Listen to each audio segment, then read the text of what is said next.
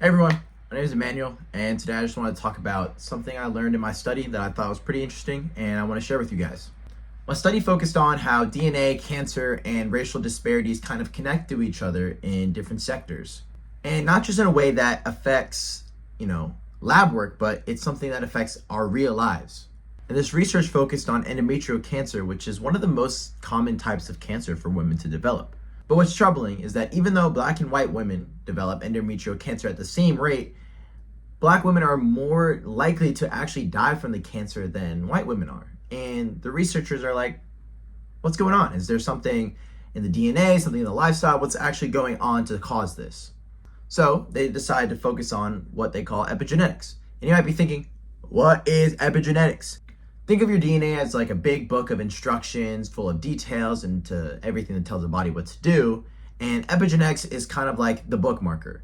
It tells your body what pages to read or what parts to skip. And one way that this happens is through DNA methylation. This is where little chemical tags are put on the DNA, and this kind of tells the gene whether to turn off or on. So I looked at tumor samples from 245 women with endometrial cancer, and using a tool that checks, hundreds of thousands of genomes from all these samples, they were able to group 4 molecular subtypes, 4 of them: PUL, MSI, CNL, and CNH. The big question is, do these methylated tags cause a big difference within the cancer subtypes? And then, are the differences in methylation patterns different between Black and white women? This is like the big takeaway of what they found.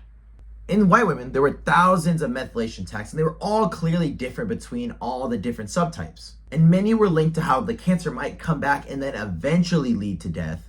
But in the Black women, there were no significant differences. Granted, they only had 17 to compare from, and there's 24,000 types for the white women to compare. So this isn't to say that the cancer wasn't dangerous. In fact, the cancer was more aggressive within the Black women, but the data just didn't show the same patterns as in the white women. This could be because there's fewer samples from the Black women, or they're underrepresented, and there's a lot of confounding variables that actually goes into how these results came out. That being said, why does this actually matter? Epigenetics doesn't just reflect our genes, but it reflects our lifestyle, our environment, where we live. And these all leave those chemical markers on our DNA. So that means, everything you take in around you actually shapes your DNA in some way, shape, or form, which is crazy. And I think this study also highlights how important diversity is within the science field, not just in this study, but being able to create this sort of customized treatment for these different groups of people is definitely something that we should be advancing toward in the future.